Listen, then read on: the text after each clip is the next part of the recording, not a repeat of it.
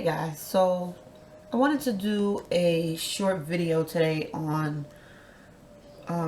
freezer jars and vinegar jars and just the do's and don'ts of your lovers when it comes to working them back in your life and things like that, because I'm a little bit concerned with the amount of emails that I've been getting where you guys are actually freezing yourselves in freezer jars as well as your lovers. Now, last year when I did my Lyme spell, the Lyme spell was created to keep a certain person out your life, or an enemy, someone that you wanted to stop from doing certain things to you. So with the Lyme spell, you just place that person in there. And, you know, as I said in the comments and even emailed a few of you, I told you, I said, never put your name in there. You don't want your name in there. And that applies to a freezer jar as well. If you are freezing out a lover's ex, you know, or if they, you know, they've broken up with you, so now they're seeing someone else and you want to freeze that particular person out, you never put your name or your lover's name in there at all. At no point at all does it go in there. So the petition would be for someone that you want to keep away. You would basically state for Jane Doe to stay the hell away. Leave my man alone. Don't call him. Don't come by his house. Don't go to his job. He is cold to you and numb in love, and there shall never ever be nothing but ice between you two. So that's a perfect example as something that you can write down, and without placing your name in there or your lovers. And you know the intent is for this particular person to stay away from your man or ex-man, whatever it is, then that is what you do. But you do not put Jane Doe, stay away from John Doe, and me, Jamie Doe. You don't put that in there, because now you're freezing up your man from having any type of feelings dealing with love, any type of feelings dealing with even getting back with you, because now you're going to be cold to both. All three of y'all will be cold to each other. Okay, another thing that I want you guys to understand is you can write a petition out and focus it on someone even if you don't have all of their information. So when you create a candle, you create a jar, and you'll possibly, you know, have a vinegar jar where you might not know exactly what her name is. You may have her address, write her email, place her photo in there as well. Place her photo. Now, what with this particular situation, you're going to be working harder because you don't have all of her information, but the spirits know who you are talking about. The spirits know who this person is. The spirits know who is blocking you and your lover. So you will place her name. Jane, stay away from my man. Leave him alone. Stop harassing him. He doesn't love you. He doesn't want you. Her everything that you have, any kind of information, her job. If you know her job address, you put it in there, because you want to write a petition surrounding her, and specifically her, because she is the reason for the issues between you and your lover. So then when you create a candle as well, you write that petition out the same way. Okay, you can place her photo on there. You can write out exactly what you know. You can do spells, and you can make jars for people that you don't have all of their information. Even if you know that there is a woman that's coming between you and your relationship, you can write out a petition for the bitch that's dealing with my man. You whore, stay away, home wrecker, don't call him, leave him alone. You are not allowed to see him, have sex with him, and I don't want you emotionally involved with him anymore. When you are creating these freezer jars, you want to cut the emotional ties. Once you have cut the emotional ties between two people, it's hard for them to they're going to be basically around each other very, very uncomfortable. Because if her reason is to sleep with him and him to sleep with her, once that's gone, then there's really nothing much left. I mean, they may text each other and stuff like that, but you want to break that. You want to break every single part of communication. So you make sure that you're very, very specific. And don't write a whole book out. Straight to the point. Detailed. Stop texting my man. Leave him alone.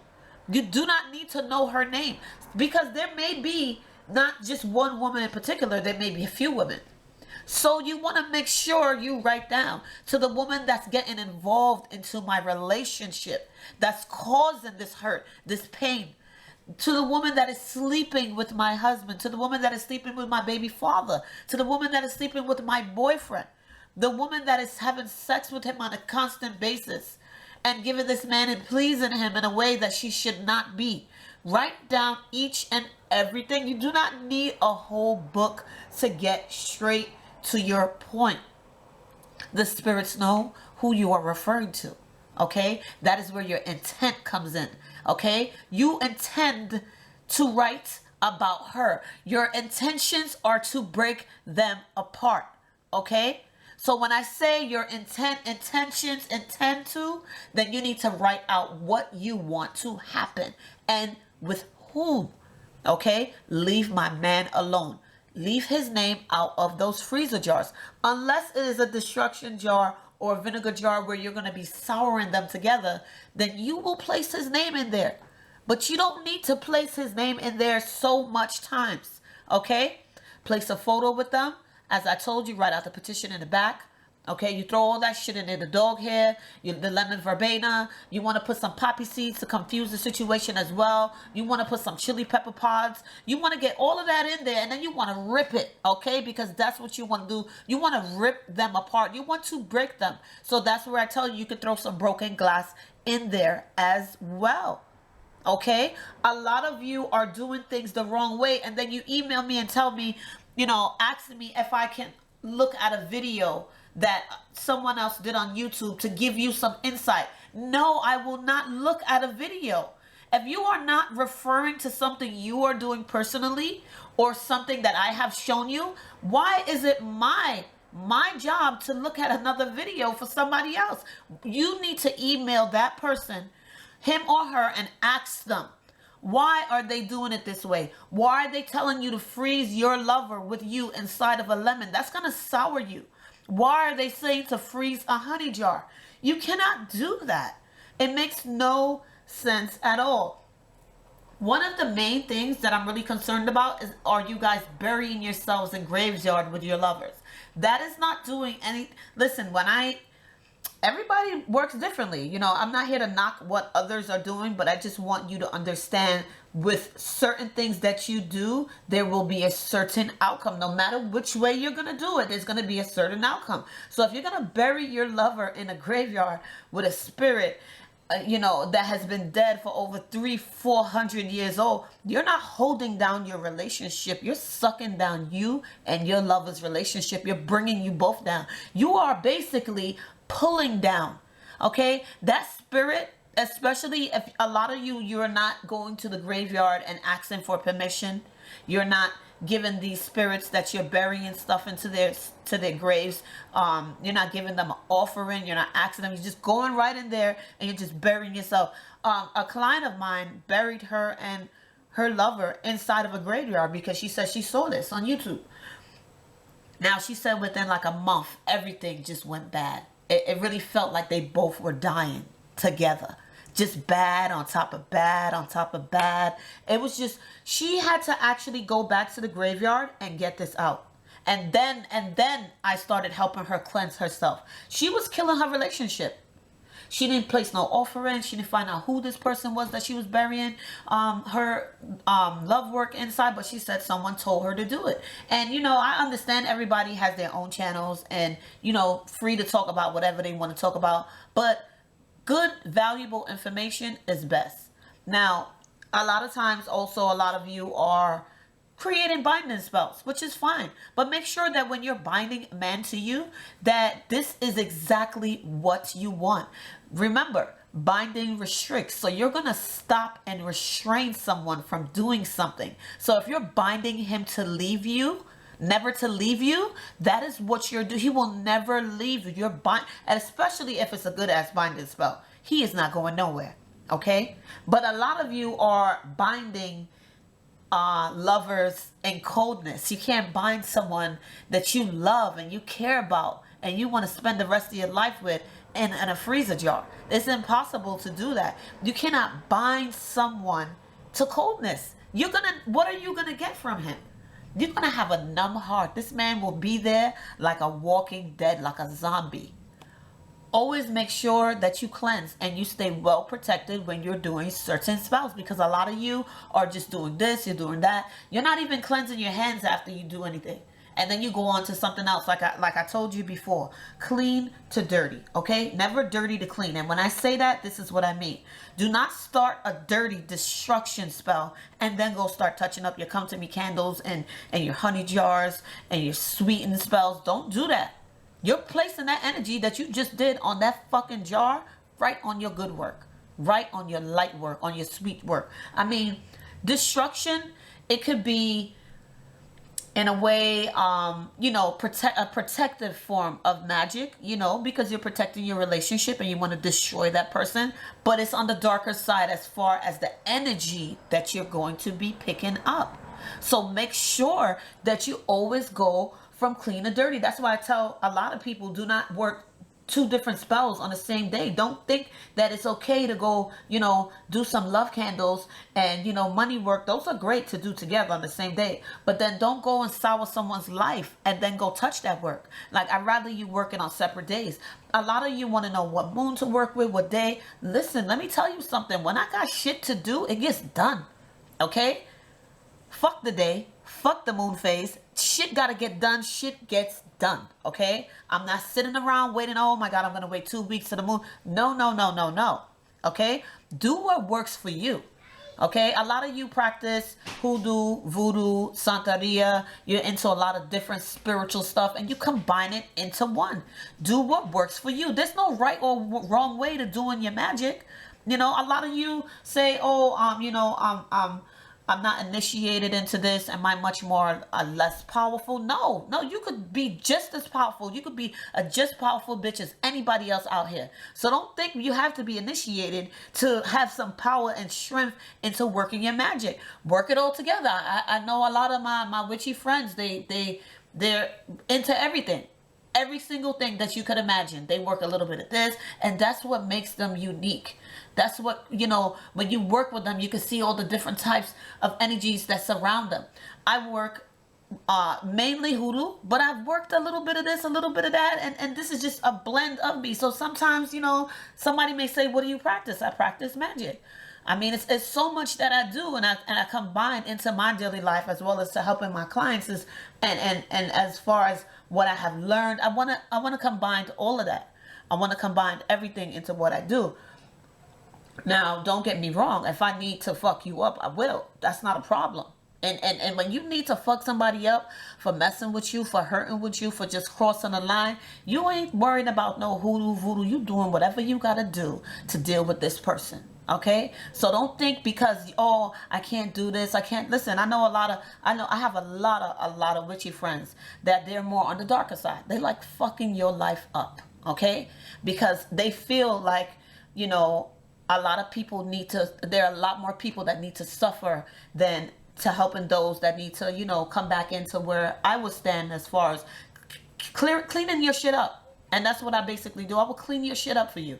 I'll clean your shit up. I'll get you back together, cleanse you, bring some money back into your life, a man, a job, all of that. That's what I like to do. That's what I prefer. But on the darker side of things, if there's some shit going on in your life and we need to create a revenge spell, we need to fuck his head up and we need to turn him around and have him running around like he don't got no brain in his head, yes, I will do it.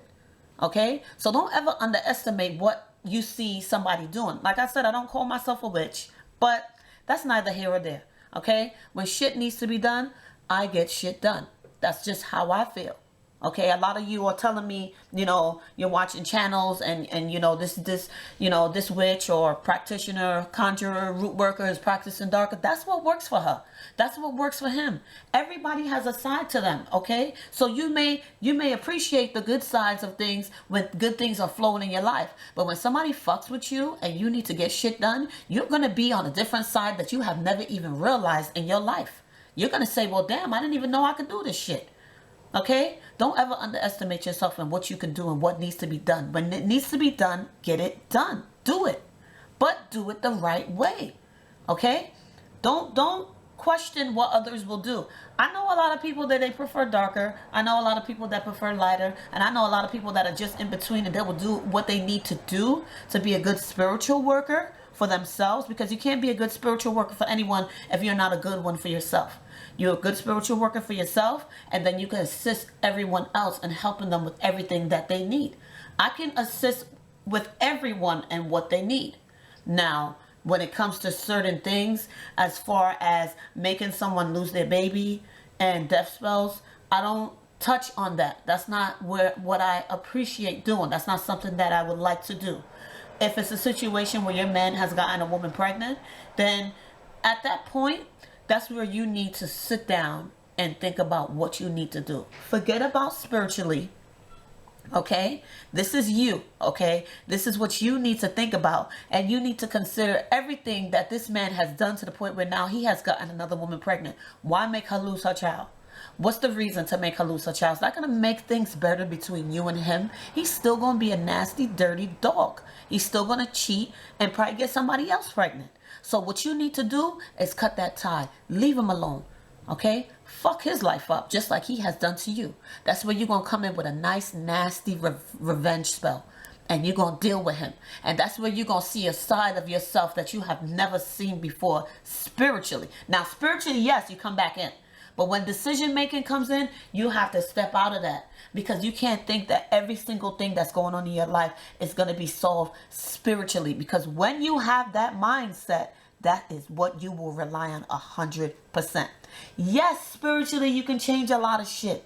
But for you to have that mindset, like, oh my God, I need $500. Let me go light this candle. Oh my God, I lost my job. Let me go light this candle. Work around the alternatives of your life and what you can do for yourself first before you involve spiritually recreating things. Because you will be stuck in a realm where you have heavily relied so much on spiritually changing things that when shit don't happen for you, you're going to lose your mind. I'm being honest with you. I know a lot of people, that's all they want to do. Oh, I want to do this. I want to do this. They have weakened themselves. They have no strength. And when I tell them, listen, you need to protect yourself. You need to cleanse yourself. You need to get yourself back to you. Heal. Come back to you. Be a person again, because they're just walking around as a shell. They don't want to do that. They want to do this and they want to do that. And I told them, I'm not going to help you do that. I'm not going to help you weaken somebody and you have no strength. You have nothing left in you. Let me help you build yourself back to something, to someone. Because when people have taken so much from you, there is literally nothing left. And all you can think of is trying to hurt them. No. Step away. Step back and get your shit together. Fix you up. Okay, and when you fix you up to the point where you are feeling so good about your life, you're probably not even going to be worried about this person no more. And by then, the gods and the spirits and all that you have believed in that have been guiding you and bringing you back to a person, they may have already dealt with him. Sometimes you don't even need to do nothing. And I can testify to that. And I know a lot of you could testify to that. Sometimes once you get yourself back together and shit is going well, you just see the worst things happening to the person that has brought you down. A lot of you are talking about, oh, I got this generation curse and I'm just like this. No, you don't have a generation curse. You have brought that shit onto your family. That's why you are the black sheep of your family now. Because of the shit you doing. And then you're going to blame it on your mother. Then you're going to blame it on your grandmother. No. You having a baby at 14 years old has nothing to do with anyone else. That's something that happened to you. Now, if you allow your daughter to do it and she allows her daughter to do it, that is something you are bringing into your family, making it seem like it's okay. I know a lot of girls that get pregnant early, very early age, but I feel like that responsibility should be for a woman. Someone that is more matured, that can financially and mentally and stably handle things for a child. Kids are expensive. And when you're younger and you have a baby at 16, you may not look at it like that. But when you're a grown-ass woman and you're 36 years old and you're going on your second baby, you're saying now, well, damn, shit seem harder to me now. But when you was younger, you didn't have those responsibilities. So it didn't seem as nothing to you. Your grandmother and your mother was taking care of that baby. And you out here running around talking about you got a generational curse. No, you don't. Get your shit together. Pull yourself together. You have to.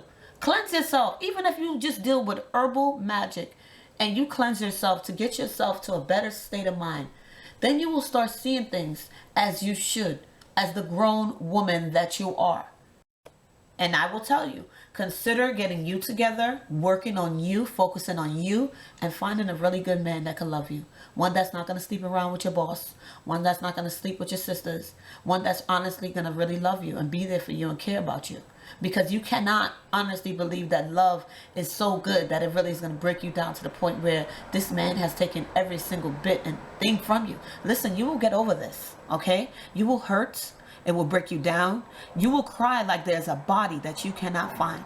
But trust me, you will get over it. And you will get over it mainly for your children. And if you're a single woman or single man and you're hurting inside, you need to focus on yourself and get over it. Because I'm not going to tell you, yeah, let's fix this and work on this. And I'm seeing so much different things happening beforehand, before I even do a reading for you. Just from the stories that we exchange with each other, and you telling me of everything that has happened, I'll tell you, listen, you need to reconsider this. You need to look things over, because now this person is not going to change, okay, just because you bring him back. That is not going to happen. It's not. And you know, a lot of you women, you out there, you running around, you know, I give very, very good advice when it comes to blood magic. I don't know about other people, but I really feel like in order for you to start dealing with the blood magic, that this person that you're going to start feeding your blood, and I know, guys, it may seem gross to you, but this is just a part of magic, and this is what some women do. I mean, you don't know what women are putting in your food, but just be cautious. Be very cautious. That's all I got to say. But you know, for the women that do it, for the women that are out there doing it, you need to really know what you're doing before you start feeding a man blood. Do not be giving a man blood that is a cheater, a liar, a manipulator, you know, one that has no emotional attachments to you, because now you're going to have a man running around all over you, but he's going to be shit. Like, you just put in shit in between shit, and now you got a shit sandwich. That's exactly what you want. Now, there's certain ways that you can do it. I know some women that they do it differently. Now, if you're going to be dealing with the blood magic, I recommend that you honestly know what you're doing. You do not feed him anyone else's blood but your own. And make sure you have worked on this man to the point where everything is well, everything is good and level-headed, everything is clear between you and him. There's good communication, and you can slowly start doing it. I mean, I've heard so many stories of bad things happening that I don't even know if that's something that, I mean, I might as well share it with you, but I'm going to tell you guys. Let me finish what I'm saying first. So basically, when you're going to be dealing with blood magic, I don't believe that you should be eating the same food that you're doing for him, okay? Separate plates, separate cups, separate spoons, okay? On the day that he's supposed to be coming over, you need to have fresh blood. Not blood from 3-4 weeks ago, fresh blood, okay? And I'm not talking about blood that you have stored on a tampon or a pad. You need to have fresh blood. So with the fresh blood, you will wash his plates, you will wash his cups, you will wash his spoons. That pot will be washed with the same blood water, okay? And when you cook now, you will store away a certain you will use some blood water that you will place in the refrigerator, okay? It needs to stay fresh, and you will add a certain amount of drops of blood into that water. Now that water will help you make the beads, it'll help you wash the meat, it'll help you wash the chicken, and you can even add it into like in the morning, coffee, little portions. Okay, know what you're doing when you're doing it.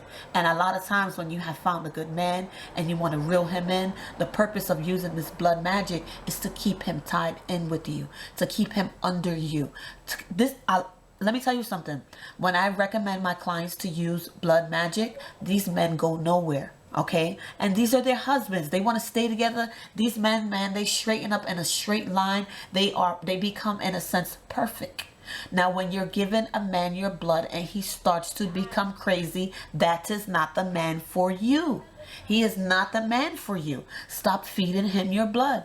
I knew of a particular situation where a female was feeding everyone her blood. I don't know who taught her how to do this, but she was feeding everyone her blood to the point where people were getting throat infections. Okay? Throat infections, vomiting. She always made spaghetti. Everyone knows of her. Okay, everyone knows when she offers spaghettis not to eat it, because she puts, I don't even know why she's bleeding so much, that she has enough blood to make a pound of spaghetti with all her blood. It was disgusting. It was nasty. You see how some people take magic and they start doing nasty shit with it, but everybody was getting her blood. And then rumors started to spread, and everyone knows. I mean, I don't even know the girl, but the rumor got to me. So I was like, wow. I mean, she's not even in my state. But when I heard of the story, and, you know, it kind of bothered me to the point where I guess she felt like, in a way, that her blood could dominate females as well. The blood isn't necessarily going to dominate the man, but it's going to make this man that you want to have in your relationship kind of binded to you in a way. Okay, it's going to restrict him from, you know, wanting to be with anyone else. He's going to basically just want to be with you and stay in love with you. But there's some up and downs to it, because you may feed some man your blood, and guess what? He may just turn fucking full on crazy on you. Full fucking crazy on you, to the point where he will not stop bothering you. He will, listen, I know a lot of women that they can't get rid of some of their ex-boyfriends because they started feeding them blood. Oh, somebody told me feed him blood. Next thing you know, they're feeding these men blood. These men are crazy, crazy, crazy, crazy, crazy. Know what you're doing before you do it, okay? There's a particular way that you do it, and there's a reason you should do it. Not all reasons behind it is why you want to do it, maybe rightfully for you. I mean, to me, I feel like there should be a reason. But for some of you that are doing it, I just want you to proceed with caution.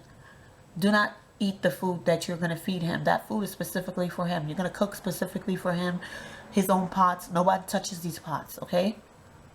No one touches these spoons.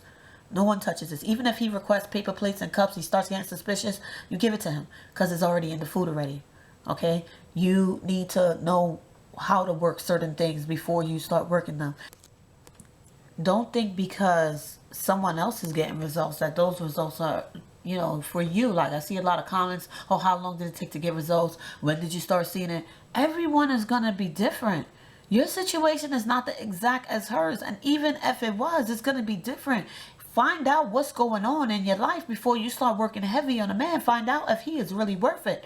Find out before you start putting 100% into something if this is worth it. I know a lot of you say you're nervous to get readings, but when you're dealing spiritually with certain things, you need to know.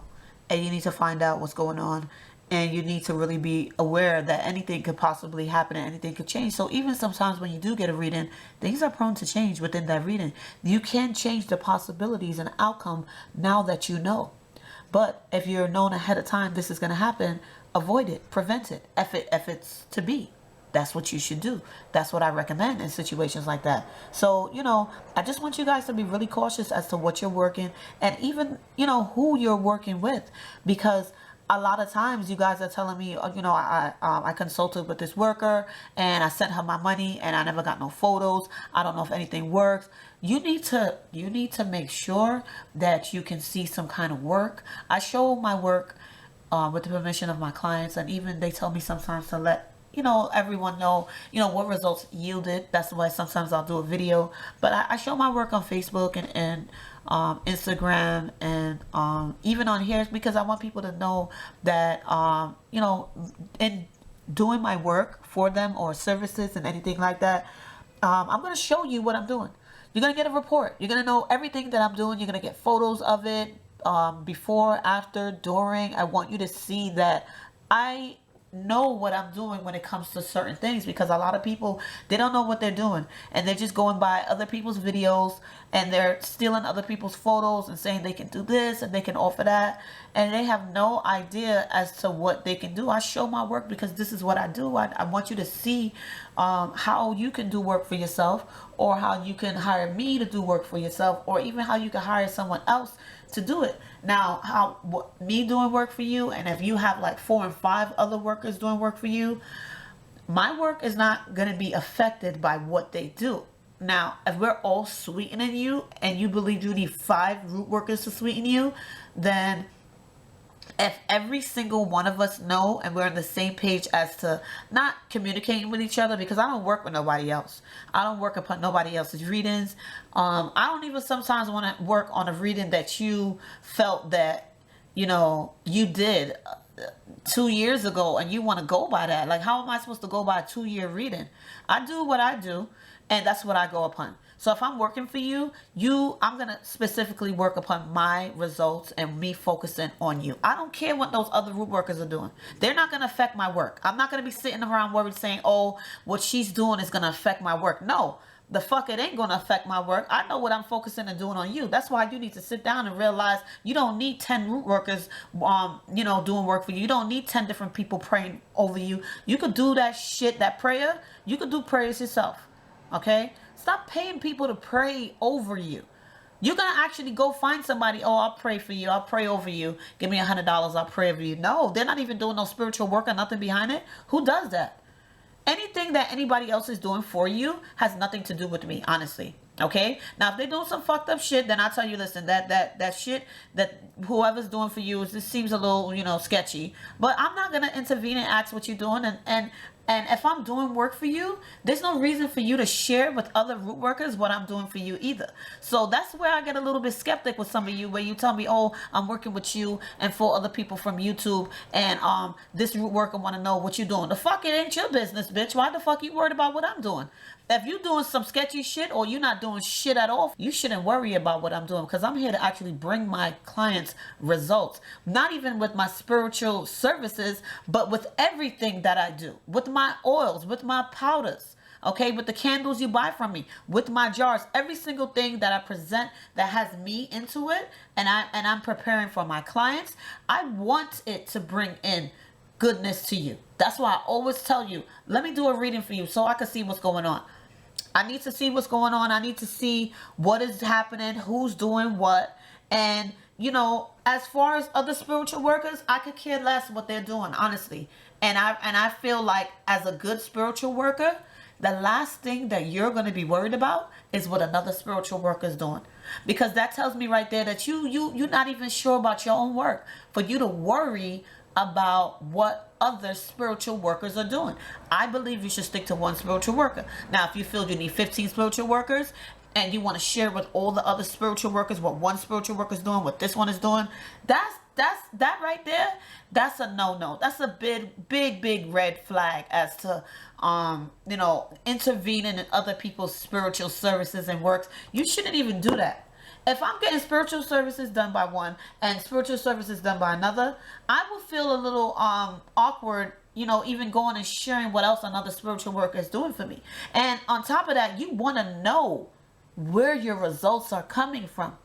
You want to know where your results are coming from. How would you know where your results are coming from if you got 15 people working on you? Seriously. Because one is going to say, oh, I did this. Listen. Choose one worker. Focus on that. Stick to that situation. Okay? You know when you deal with a spiritual worker who's real and who is not. Because a lot of you are talking about, oh, I don't know if this person is 100% genuine because I haven't heard from them after I made my payment. That is a problem. That is a serious problem. And if I'm doing spiritual services for you, I do not request you to go and buy $5,000 in supplies to work at your house and do it yourself. What type of spiritual shit is that? Seriously. A lot of you have just purchased one jar from me. One jar. I tell you what to do with it. Everything is in there. And you start building your results up from there. I don't tell you I'm going to make a jar for you, but then you have to go buy $10,000 in supplies and go here and fly to another country, cleanse in the sea, and do all. Who does that type of stuff? What type of spiritual worker are you? If you're not 100% genuine, then you need to not stick to the business at all. I mean, I know it's a lot of people that are doing ungenuine things, but you make everybody else look bad when you're doing some phony, scammy shit like that.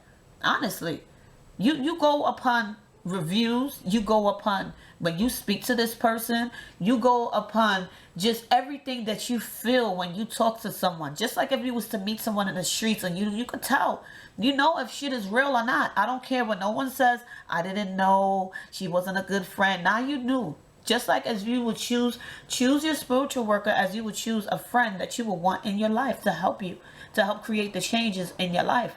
That's what I would recommend. If I wasn't a spiritual worker, that is what I would be looking for.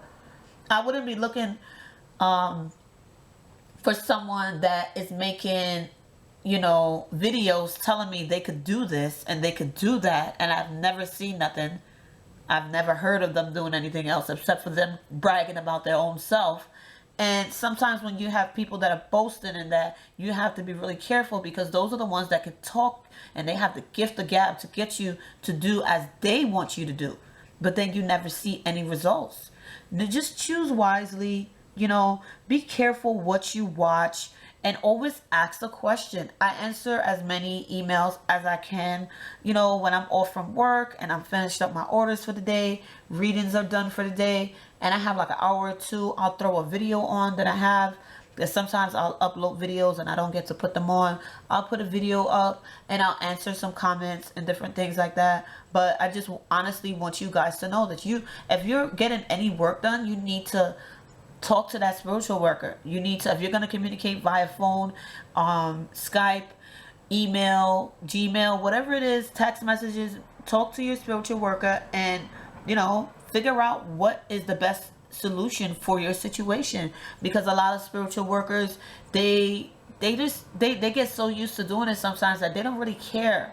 They don't want to give you the detail and attention for your situation. And this is why I schedule my stuff, because I need to focus and pay attention to everything that I'm doing, and pray over my services and make sure when I prepare the work for you that it has all of my attention and is detailed correctly so that you can get the results that are needed. A lot of people, they'll be working all different types of spells on the same day. Now, I don't think it's good to do it, but somebody else may find it, you know, easier for them to work, you know, a bunch of hot foot spells and then go fuck around and touch your honey jar. That's what they may like to do. I don't like to do that. It's just what I like to do.